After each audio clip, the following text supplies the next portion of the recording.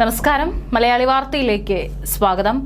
Operation സിന്ദൂറിനെ കുറിച്ച് രാഷ്ട്രീയ പാർട്ടികളെ അറിയിക്കുന്നതിനായി കേന്ദ്ര സർക്കാർ വിളിച്ചു ചേർത്ത സർവകക്ഷി യോഗം അവസാനിച്ചിരിക്കുകയാണ്.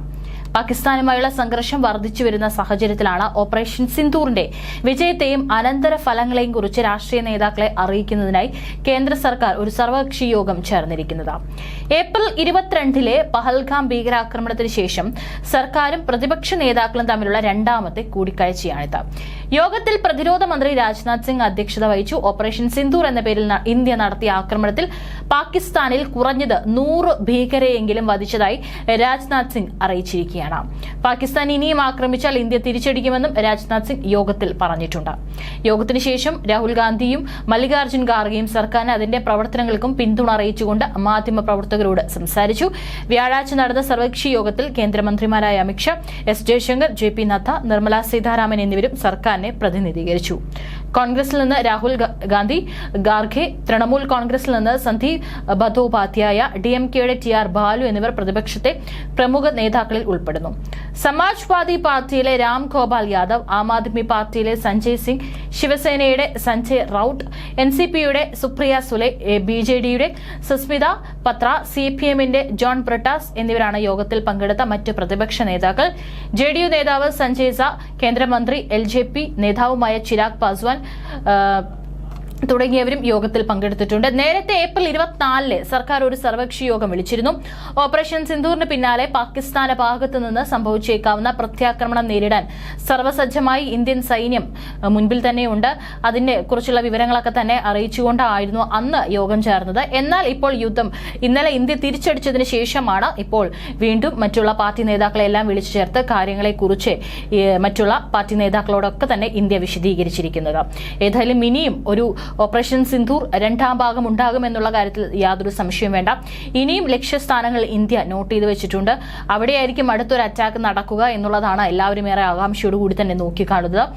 ഏതായാലും അതിർത്തികളിലൊക്കെ തന്നെ ഇന്ത്യൻ സേന വളരെ സജ്ജമായി തന്നെ നിലവിലുണ്ട്. 350 കിലോമീറ്റർ ദൂരപരിധിയിൽ തിരിച്ചടി നൽകാവുന്ന ബോംബറുകൾ, യുദ്ധവിമാനങ്ങൾ, മിസൈലുകൾ, ഡ്രോണുകൾ എന്നിവ കണ്ടെത്തി നശിപ്പിക്കാൻ കഴിയുന്ന റഷ്യൻ നിർമ്മിത S-400 surface to air missile പ്രതിരോധ സംവിധാനം, ഇസ്രായേൽ നിർമ്മിത Barak 8 medium range surface to air missile സംവിധാനം, തദ്ദേശീയമായി നിർമ്മിച്ച ആകാശ് വ്യോമ പ്രതിരോധ മിസൈൽ സംവിധാനം, ഇസ്രായേൽ നിർമ്മിത low level Spyder quick reaction anti aircraft മിസൈലുകൾ എന്നിവ അതിർത്തിയിൽ നിറഞ്ഞിട്ടുണ്ട്. ഇതൊക്കെ തന്നെ മാരകമായിട്ടുള്ള പ്രഹാരം പാകിസ്ഥാനെ ഏൽപ്പിക്കാൻ സാധിക്കുന്ന ആയുധങ്ങളാണ്.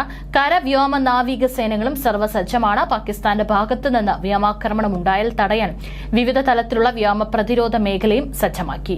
നാവികസേന അറബിക്കടലിൽ യുദ്ധക്കപ്പലുകൾ വിന്യസിച്ചിട്ടുണ്ട്. അതിർത്തിയിലെ കരസേന യൂണിറ്റുകളും ഏത് അടിയന്തര സാഹചര്യത്തെയും നേരിടാൻ സജ്ജമാണ്. വ്യോമസേന യുദ്ധവിമാനങ്ങളും അതിർത്തിയിൽ വ്യോമ പട്രോളിംഗിൽ സജീവമാണ്. ലാഹോറിൽ വൻ പടയൊരുക്കം പാകിസ്ഥാൻ നടത്തുന്നതായി രാജ്യാന്തര മാധ്യമങ്ങളും റിപ്പോർട്ട് ചെയ്യുന്നുണ്ട്. ഇതിനെ അതിന്റെ ഗൌരവത്തിൽ എടുക്കുകയാണ് ഇന്ത്യ. രാജ്യത്തിന്റെ ആണവായുധ ശേഖരം കൈകാര്യം ചെയ്യുന്ന ട്രൈ സർവീസ് സ്ട്രാറ്റജിക് ഫോഴ്സ് കമാൻഡിനും അതീവ ജാഗ്രതാ നിർദ്ദേശം നൽകിയിട്ടുണ്ട്. പാകിസ്ഥാന്റെ ഏത് തരത്തിലുള്ള പ്രത്യാക്രമണത്തിനും ശക്തമായ തിരിച്ചടി നൽകാനാണ് തീരുമാനം. ഇതിന് ഇന്ത്യൻ സൈന്യത്തിന് പൂർണ്ണ അധികാരം കേന്ദ്ര സർക്കാർ നൽകിയിട്ടുണ്ട്. ഇന്ത്യയുടെ സൈനിക സാഹസികതയ്ക്ക് വേഗത്തിൽ മറുപടി നൽകുമെന്ന് Pakistan army chief general Asim Munir കഴിഞ്ഞ ദിവസം പറഞ്ഞിരുന്നു. കൃത്യമായി നടത്തിയ ഓപ്പറേഷൻ സിന്ദൂറിനെ സൈനിക സാഹസികത എന്ന് പാകിസ്ഥാന് പോലും വിശേഷിപ്പിക്കേണ്ടി വന്നു എന്നതാണ് വസ്തുത.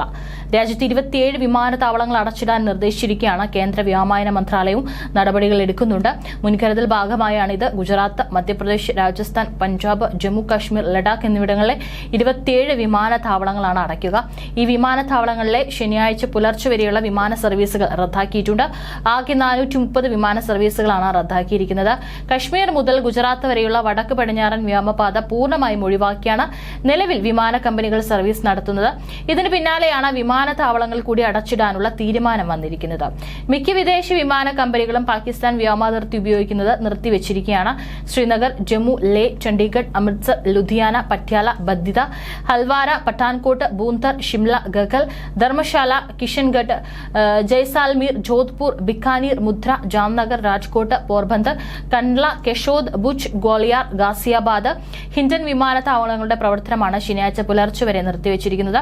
ഓപ്പറേഷൻ സിന്ദൂറിലൂടെ സംഭവിച്ച തിരിച്ചടികൾക്ക് പാകിസ്ഥാനെ തിരിച്ചടിക്കാതിരിക്കാൻ സാധിക്കില്ലെന്നും പാകിസ്ഥാൻ സൈന്യത്തിന് വലിയ സമ്മർദ്ദമുണ്ടെന്നുമാണ് രാജ്യാന്തര മാധ്യമങ്ങൾ റിപ്പോർട്ട് ചെയ്യുന്നത്.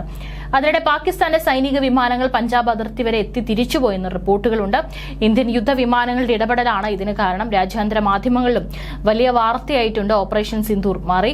ഭീകരതയ്ക്കെതിരായ പോരാട്ടം എന്ന നിലയ്ക്കാണ് പഹൽഗാമിനുള്ള ഇന്ത്യൻ മറുപടിയെ ഈ മാധ്യമങ്ങൾ വിലയിരുത്തുന്നത്. കശ്മീർ ആക്രമണത്തിന് പിന്നാലെ പാകിസ്ഥാനിൽ മിസൈൽ ആക്രമണം നടത്തി ഇന്ത്യ എന്നായിരുന്നു ന്യൂയോർക്ക് ടൈംസ് അടക്കം പ്രസിദ്ധീകരിച്ച വാർത്തയുടെ തലക്കെട്ട്. സേന നൽകിയ തലക്കെട്ടാകട്ടെ വലിയ സംഘർഷത്തിനരികെ ഇന്ത്യയും പാകിസ്ഥാനും എന്നായിരുന്നു. സൈനിക നടപടിക്ക് ഇന്ത്യ ഉപയോഗിച്ച അത്യാധുനിക സാങ്കേതികങ്ങളെക്കുറിച്ചും റഫേൽ യുദ്ധവിമാനങ്ങൾ, സ്കാൽപ് ക്രൂയിസ് മിസൈലുകൾ തുടങ്ങിയവയെക്കുറിച്ചുള്ള വിശദമായ കവറേജും അവർ നൽകിയിരുന്നു. പാക് സൈനിക കേന്ദ്രങ്ങളെയല്ല, പകരം ഭീകര കേന്ദ്രങ്ങളെ ലക്ഷ്യമാക്കിയായിരുന്നു ഇന്ത്യൻ ആക്രമണമെന്നും റിപ്പോർട്ടുകളുണ്ടായിരുന്നു. ഇന്ത്യക്കെതിരായ ജിഹാദിന് ആഹ്വാനം ചെയ്ത ഭീകര സംഘടനയായ അൽ ഖ്വയ്ദ രംഗത്തു വന്നിട്ടുണ്ട്. സംഘടനയുടെ ഇന്ത്യൻ ഉപഭൂഖണ്ഡ വിഭാഗമായ Al Qaeda Indian subcontinent ആണ് ജിഹാദിന് ആഹ്വാനം ചെയ്തിരിക്കുന്നത്. ഓപ്പറേഷൻ സിന്ദൂറിനെ അപലപിച്ചുകൊണ്ടുള്ള പ്രസ്താവനയാണ് സംഘടന പുറത്തുവിട്ടിരിക്കുന്നത്. Middle East Media Research Institute ആണ് വാർത്ത പുറത്തുവിട്ടത്. ഇന്ത്യ നടത്തിയ ആക്രമണങ്ങളിൽ നിരവധി പേർക്ക് ജീവൻ നഷ്ടപ്പെട്ടുവെന്നും ആരോപിക്കുന്നുണ്ട്. ആരാധനാലയങ്ങളെയും ജനവാസ കേന്ദ്രങ്ങളെയുമാണ് ഇന്ത്യ ലക്ഷ്യം വെച്ചതെന്നും ആരോപിക്കുന്നു. Middle East Media Research Institute ആണ് മധ്യപൂർവ്വ ദേശീയ രാജ്യങ്ങളിലെയും നോർത്ത് അമേരിക്കയിലെയും വാർത്തകൾ നിരീക്ഷിക്കുന്ന സ്ഥാപനമാണ്. പ്രാദേശിക ഭാഷകളിലെ വാർത്തകൾ അവർ ഇംഗ്ലീഷിലേക്ക് തർജ്ജമ ചെയ്യുന്നു. അവരുടെ നിലപാടുകൾ സംബന്ധിച്ച് വിമർശനങ്ങളുണ്ട്. ഇതെല്ലാം ഗൗരവത്തോടെയാണ് ഇന്ത്യ എടുത്തിട്ടുള്ളത്.